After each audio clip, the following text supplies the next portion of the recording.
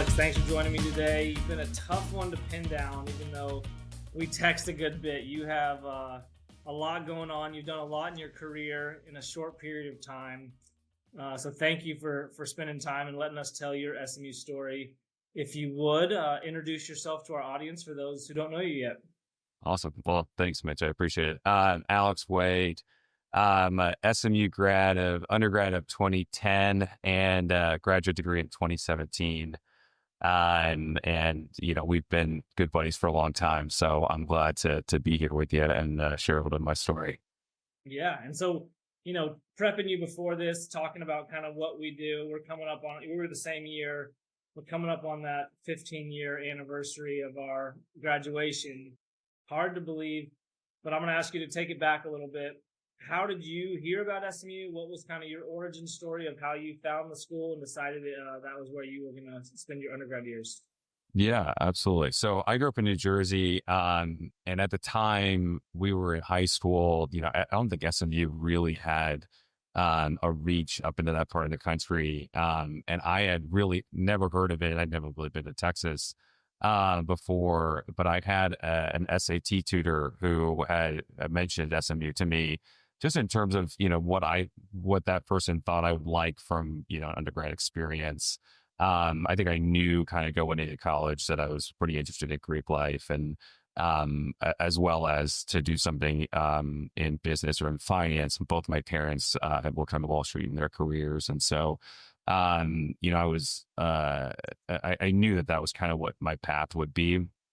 And I didn't really think too much about it, upon the introduction. I had actually applied early admission to the University of Richmond. But my mom had said, why don't we just go down, check out SMU, get on a plane.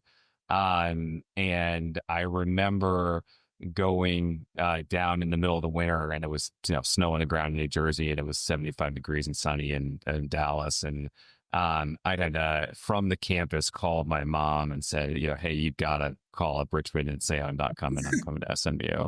That's And so it amazing. was great. I was actually a recipient of a little bit of scholarship as well. And so it just made it a really easy decision for me.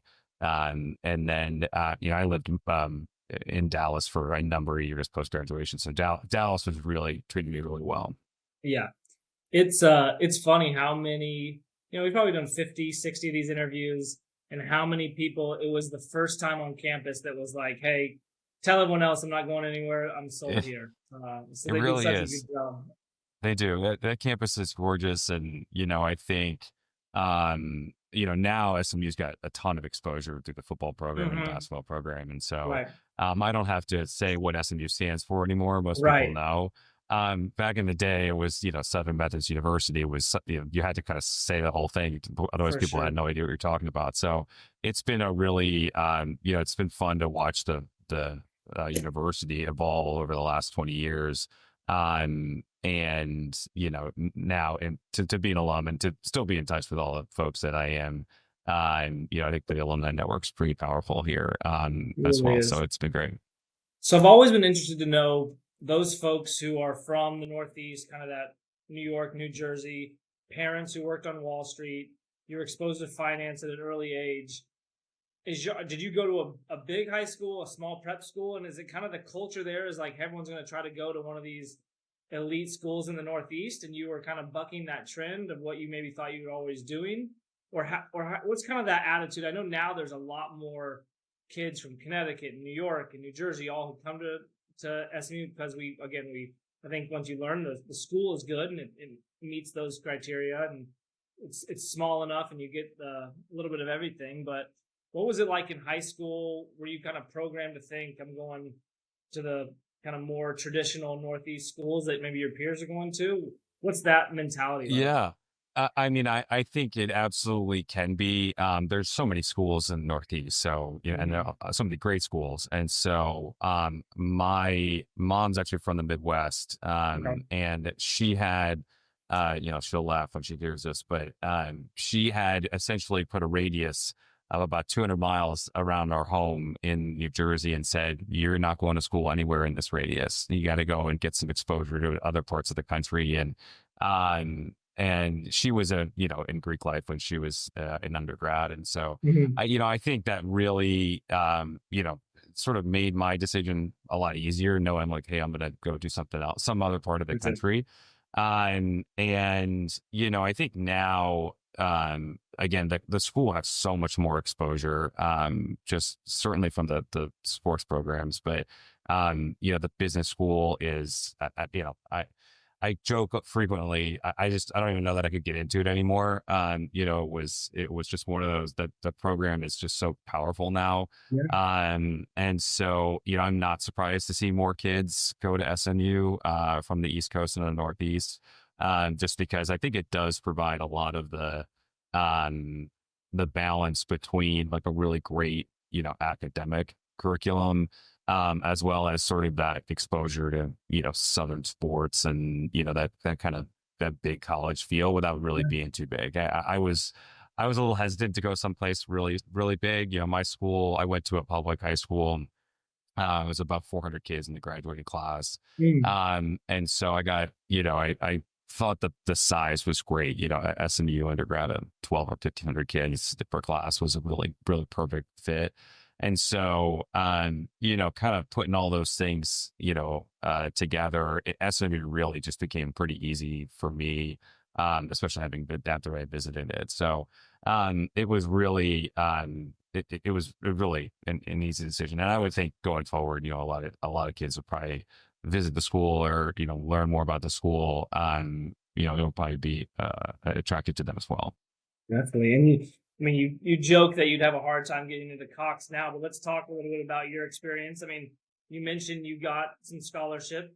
I think you were in the honors program, so you obviously did well in high school. You had probably a good pick of schools. How much did you know about Cox? And then tell us a little bit about getting on campus, what you studied, uh, maybe some of those early days. I think you mentioned one of the first in the alts classes as you were in school as well. Yeah, I will say, and I presume the school still does it, but I was one of those kids that was accepted to the business school out of high school, Mm. and so that kind of made the decision really easy, as opposed to a lot of times where kids have to sort of show up and then apply into the business school, And and drop so accounting like 4 times so you can get into it on, yeah, make sure you get the right grade. that's right, and so that coming right out of high school into the business school was again made it really easy.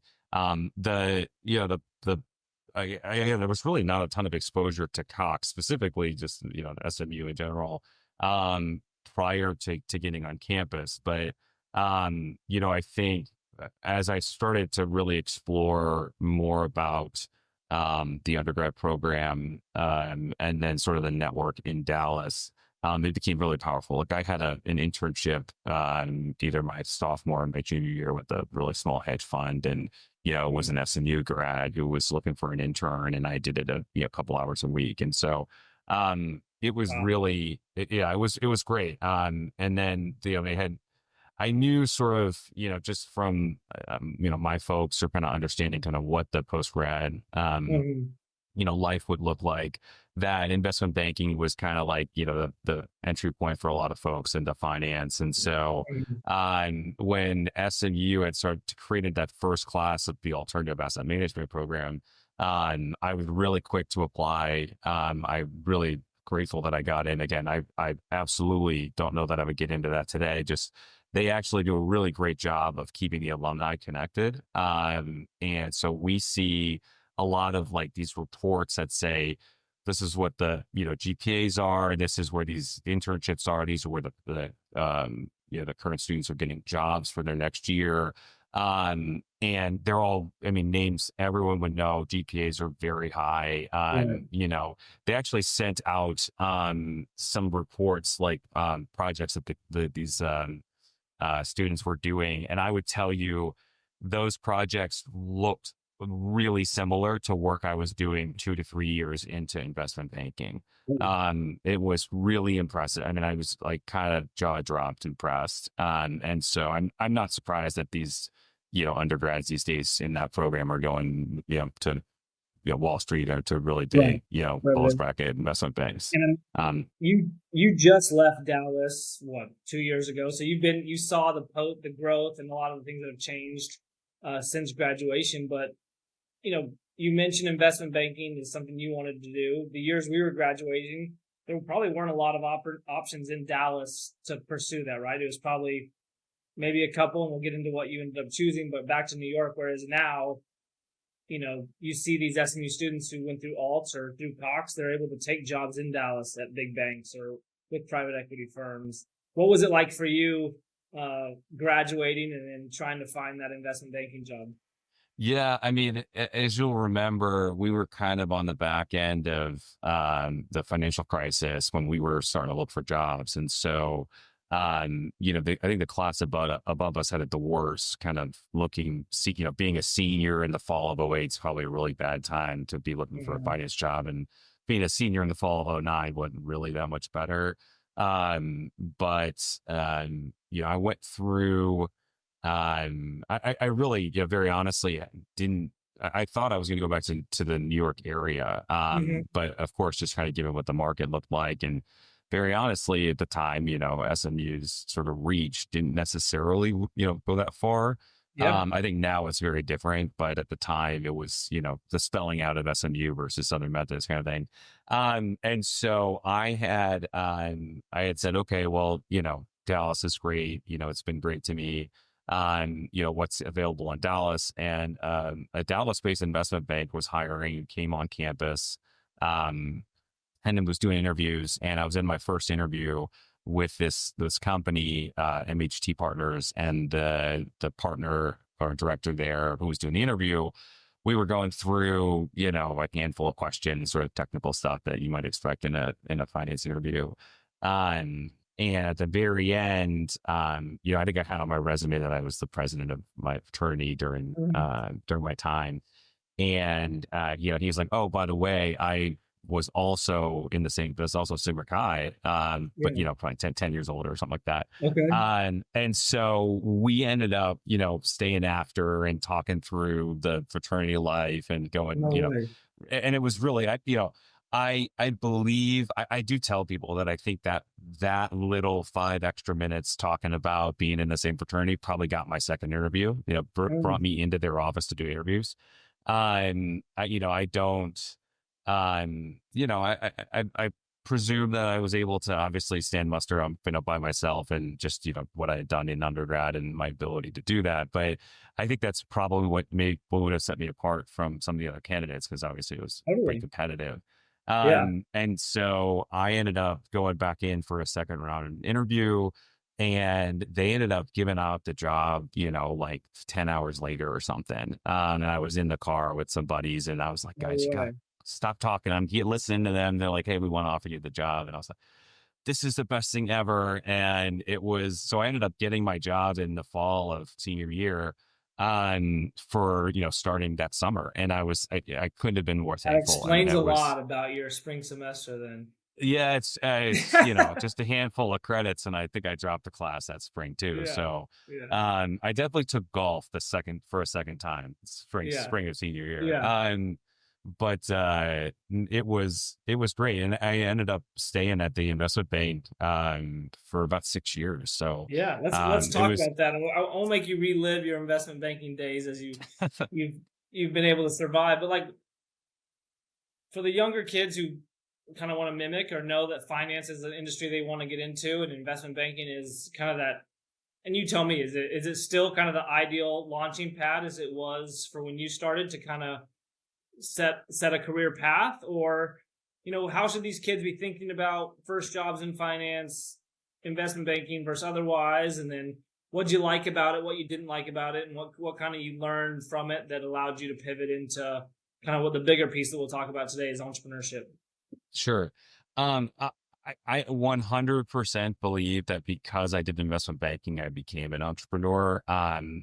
It's really interesting about, especially the sort of middle market investment banks is, I mean, just a couple weeks on the job, I was sitting in the room with the CEOs of some of the companies that we were helping advise.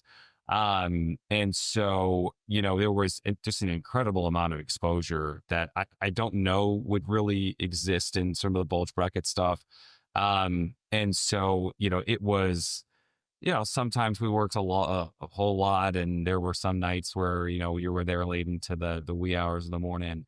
Um, but, largely, it was a really great experience. I think a lot of people sort of characterize investment banking as like, an MBA in 1 year kind of thing, right? Or 2 years. Mhm. And so, I absolutely think that, my ability to critically think, to, certainly finance skills, but, I think that's, they teach them so well these days. It's more about applying what you've learned into, the work setting. And because of, being a smaller investment bank, it was, hey, you're going to be the one who has to do this, right? Or, some of the smaller companies that if you went to a New York, bulge bracket investment bank and you're Mhm. working on a merger between two publicly traded companies, well, you got, 10Ks and Qs and audited financials. You work at a middle market investment bank and you got a small company who's selling, you might not have audited financials. You Mhm. might be just working with bank statements. And I will say, I recall looking through a shoebox of receipts, one time we were helping on a quality of earnings, and they were like, you need support for this. And it was literally boxes of receipts. Yeah. And so, I will say, that first couple of weeks out of college, or, a couple of weeks onto the job, and I was working in Excel, and my associate was like, hey, can you like, list out all these like literally receipts? And, I come back like 10, 20 minutes later, and he's like, he looks at, what I had done in Excel. And, I had done like 1.1 plus one, and put all the numbers in a single Right. cell. And he Yeah. was like, this is unusable. Like, I Yeah. just had no idea what I was doing. And so there was just like a lot of those moments where you're like, oh, I've never seen this before. I've never done that before. But it was a lot of fun. A ton of really great exposure. And I will say, truly the first deal I worked on out of college, it was a company owned by, a guy whose dad had founded the company. Mhm. And he was recapping the business to a private equity group. And, it was, through him and kind of what he had built and his family had built that I really, at 2 months, 3 months under the job, I was like, I want to do something entrepreneurial. It took me Mhm. 6 years plus to Yeah. to get to that point, but it really was, talking to this guy, late into the evenings over the shoe boxes, where, I was like, man, this is something I want to do. And And was it so because you wanted to own something, build something, have kind of autonomy and control, or what do you think was that click that said, this is something I'm going to strive for as my career yeah, grows? yeah, it's certainly the building. I think, it's really,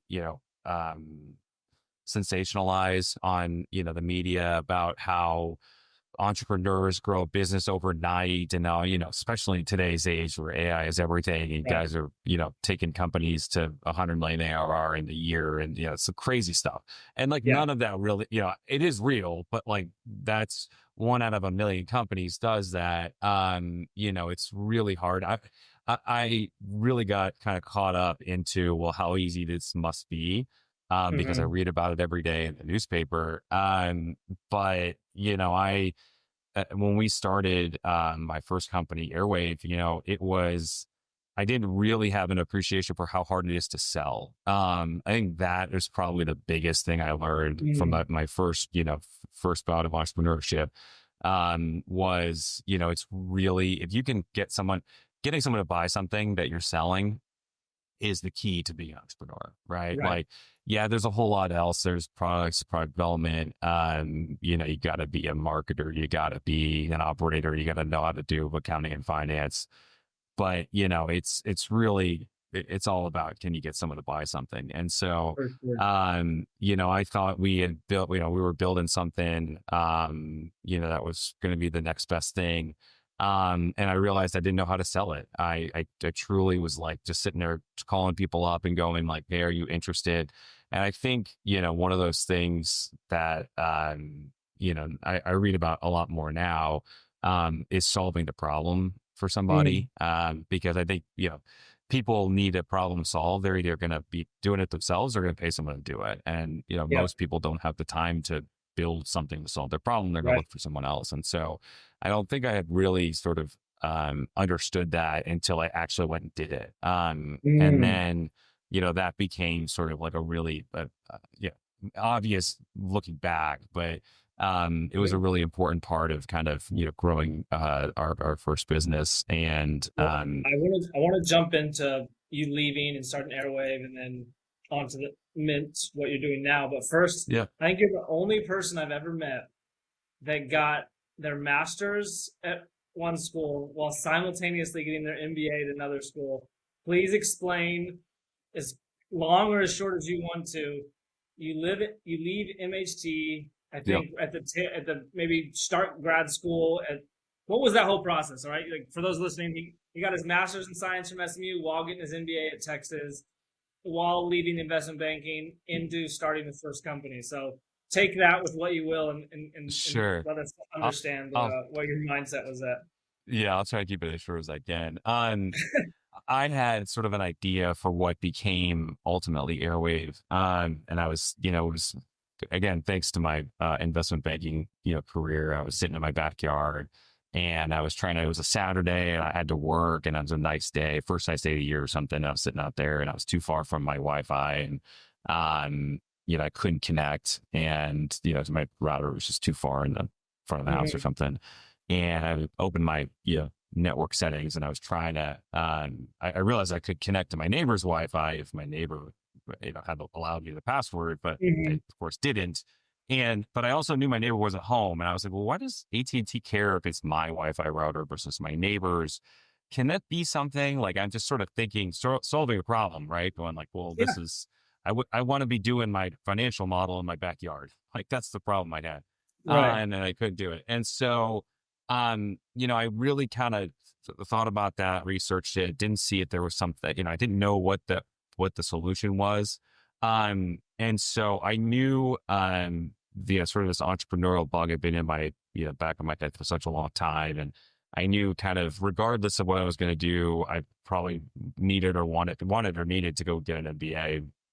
Um, but I knew that if I was going to start something in telecom, that I really needed to actually, if someone was going to invest in me, then I needed to invest in myself. Mm. And so I went back and I got my master's in telecommunications and network engineering from SMU. And I will say, I applied and I didn't have any electrical engineering undergrad, and the guy who ran the program, I remember him emailing me going, okay, like this could be pretty hard for you. Like you don't have the background that everybody else really does. And I said, just give me a shot. Let me take one class. Yeah. And if I can do the one class and I get a, an A or a B or whatever it was, let me continue the program. And I worked really hard. I mean, I remember sitting in that first class going, I have no idea what we're talking about. I didn't really understand anything, but I was like, I'm determined to do it. And I will say what was great about that was, wanting to do my MBA as well, rather than sort of like stack them, sequentially, which would take Mm. 4 years. McCombs, University of Texas, does an MBA that is on the weekends in Dallas, and they'll bring the professors up. So it's like a Yeah. McCombs MBA. They just host it Yeah. in Dallas.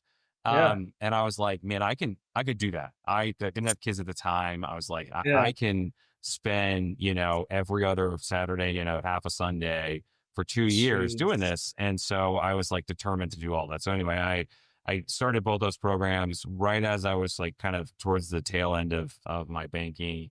And Well, then with an idea of a concept that you wanted to bring to life, right? So you kind yeah, of yeah. using So then that in all your classes. starting that kind of what does that look like? How do we put that into like a real business model, start to develop it a little bit? And so the idea was that by the time I was done, I graduated, I would have started a business for myself. And so I was successful in that. I was very unsuccessful in selling any product because I didn't know how to do that.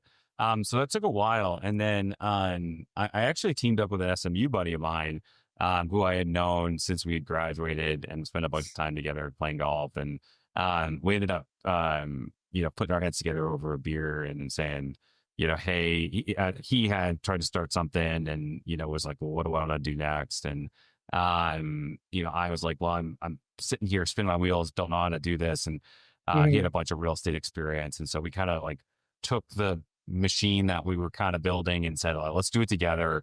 Let's take Yeah. it to real estate. And, and we ended up we did that together and it was great. I did And so that what until was kind of the final product that you guys went out and sold and worked together and kind of airwave what it is today, I guess, for those Yeah, listening? yeah, Airwave is essentially Wi-Fi for like connectivity for multifamily. So I had no multifamily, really no real estate experience, didn't even know what Hmm. NOI was. And so he did, which was really helpful, and a bunch of relationships too. So I remember, our first pitch meeting, it was like, the guys we were pitching, they were like really gung ho about it. I was like, man, I no one has been this responsive before to Airwave Yeah. in its previous iteration. And it was like, man, this is gonna work. And we didn't realize it at the time, but we were sort of like right, time is everything. We were right Yeah. on the cusp of being like a product that was really needed in that market. And we were solving a problem. There everybody, and that's really commonplace now, was sort of doing smart apartments. Smart apartments by their nature being smart need internet connectivity, and most internet in commercial or in multifamily buildings is not Hmm. designed to be used by the building owner.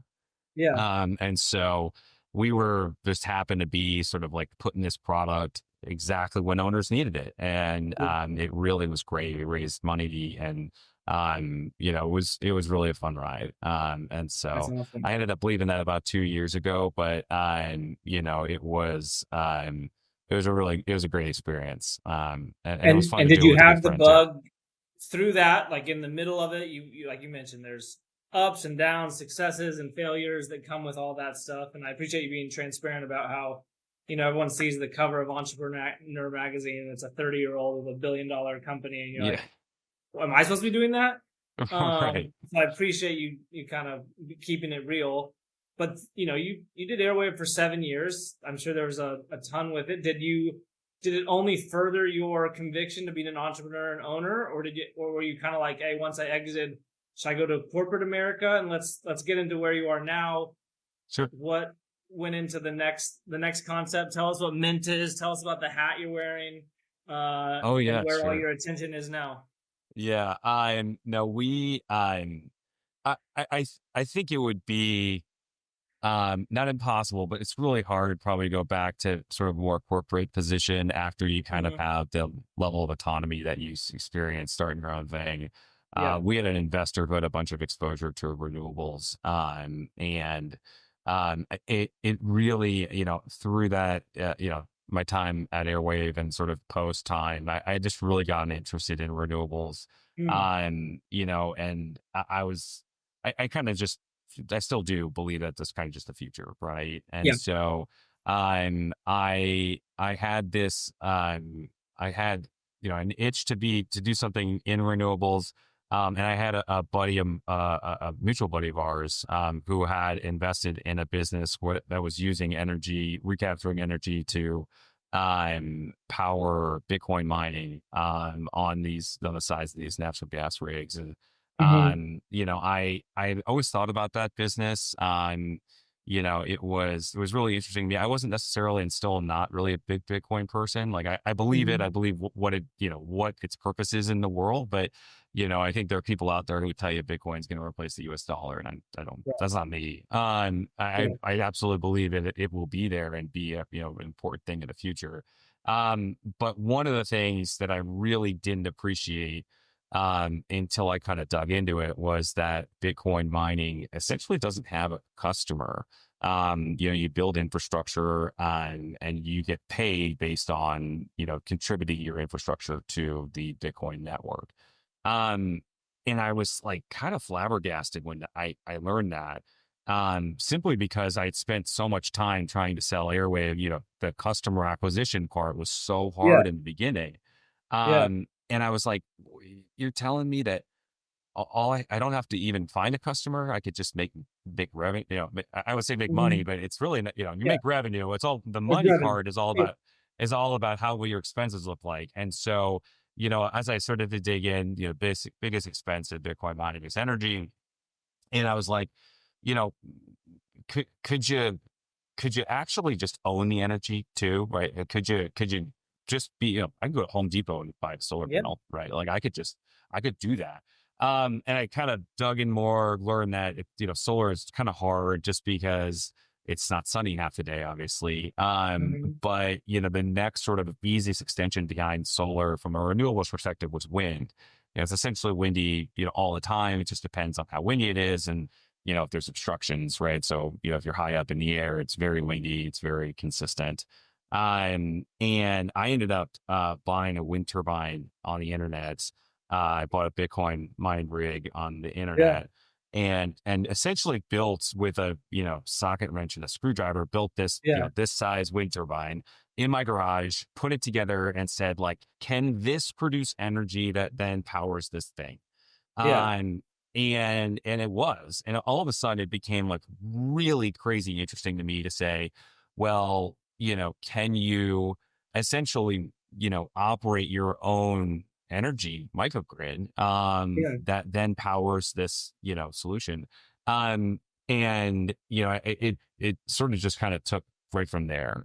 So I started Mint a little over a year ago, and are currently building out our first site in Cheyenne, Wyoming, Awesome. small sort of test site. Yeah. However, we're working on some bigger stuff, and I'm happy to share some more of that too, Yeah. No, if this you'd is like.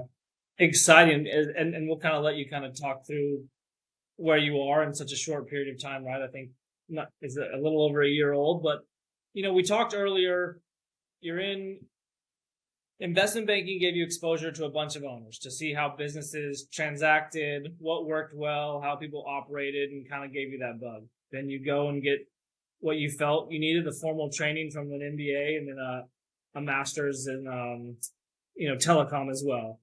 But you talk about solving this problem as a big part of starting a business.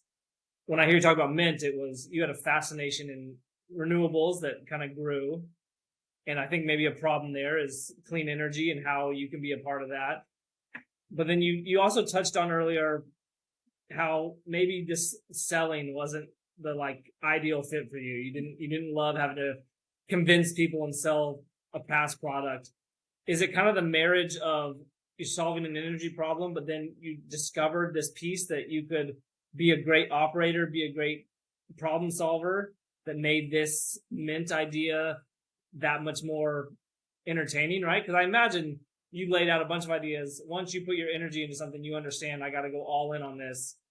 What was it, I guess, is I'm trying to get to that check the boxes for you to say, okay, I'm going to give this all my energy and time to build this concept? Um, I I I will come back to I think selling is hard. Mm-hmm. It's really hard. And it doesn't really matter what you're selling.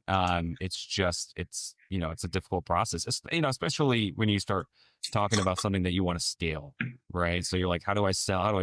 How do I turn my selling into a machine, right? My co-founder used to talk about it being a flywheel, right? Where you just want to get it to where it just creates more opportunities that then go through the funnel, and then it just keeps going, and eventually you don't have to push it anymore.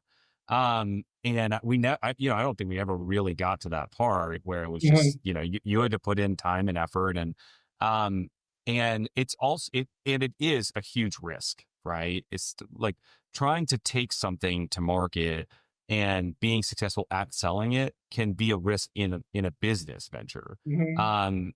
And so, I think seeing an opportunity in Mint was really, to de-risk it from that perspective, to be able to say, we can start a business and never have to worry if someone's going to pay us for this because we know Right. we will get paid for it.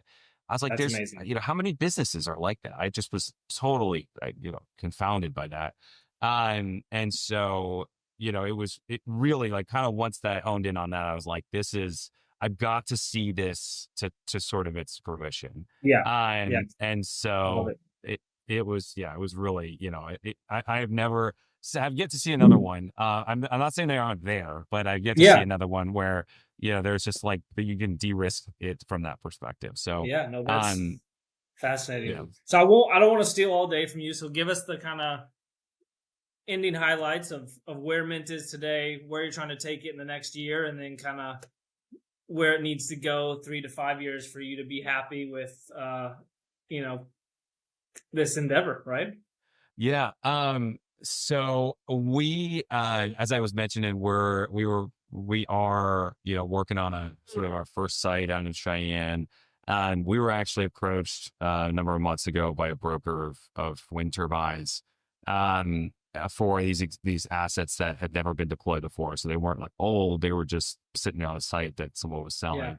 Um, and and we were like, man, this is really interesting, but it's much bigger. I mean, we were talking about magnitudes of, size larger, and which means that we'd have to go raise capital to go do it. Yeah.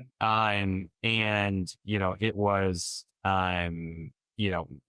we sort of put together a package. We took it out to, a couple infrastructure investors, and they were like, well, I don't know if crypto is a great fit for infrastructure. Dogs back here. And we were like, who would really love crypto, to Bitcoin mine, crypto infrastructure is the crypto market. Like Yeah. this, people are putting out new cryptocurrencies all the time. I was like, Totally. we should just go do that. And so we put one together. And all of a sudden we were approached by, private equity groups, and it was like, Mm. there's something behind this. And so, in the next couple weeks, I think you'll see, a little bit of news here about kind of what we're working on. But essentially, we're taking a, crypto to market that essentially allows, owners or, users of the token to actually participate in mining alongside us. They're essentially, Amazing. renting time on the machines with the currency. And we are, we're chasing down a really large opportunity, many hundreds of megawatts. So I'm Mhm. hopeful that, if and when we, maybe do another one of these follow-ups, we've got, all Yes. that up and running. But, Yeah. I think we have a whole nother section on just the state of renewables, and then as well the future of kind of what I've been fortunate enough to pick your brain on some of this before, but like how cryptocurrency can change the way founders potentially raise capital, right? yeah, The way you guys did this, and I know we're kind of skipping over it, but the way you were able to build this back end of it is, we've shared it with other people who have ideas on how they can fundraise. It's really a fascinating concept. And so, yeah, I would love to have you back on and kind of go through that route, because and I think giving it a little more time will only give you a little more to speak to. oh But yeah, Alex, as I let you go, we talked about this a little before we jumped on. I gotta kind of get your approach. We have a lot of entrepreneurs who share their stories, who went to SMU. What do you think it is about your experience in that school, your peers, that network, that creates such risk takers and successful business and entrepreneur folks from SMU? you know, I, I, I, I really kind of liken it a little. I mean, it really does sort of fit really nicely with kind of what made me an entrepreneur, which is exposure. I think had I not had my, first investment banking job that I got because I was an SMU Sigma Chi, presumably at least, Hmm. that I, I wouldn't have been put in a room with the entrepreneur who started his own business, and none of these, dominoes would have fallen behind it. And Hmm. so, I think obviously that's my story, but I think that probably holds true for a lot of folks in the SMU network and probably just Dallas. Is, you've got really successful alums and just and the network that exists in Dallas and across the country that SMU sort of provides to its undergrads and graduates. that allows for, folks to be able to talk to leaders of Fortune 500 companies or leaders of startups. And, I think it just probably creates a culture of folks who are really, want to build something, and to grow it. And so, and it happened for me, and I know I'm not the only one. And so I think it probably only really persists and accelerates into the future. So I truly believe it's, the access to, exposure to the network that really kind Yeah. of allows something like that to happen. No, I appreciate you sharing that insight, and I'm excited to share a little bit more of this Mint journey with our 1911 group and more of the SMU audience. We have a lot more to kind of share, and we'll do it in steps. But this is a good phase one of just learning a little bit more about you, how this idea came about, and a little bit more about your background. So thank you again for making the time, and we'll be talking soon. Awesome. Thank you for having me. Good to talk.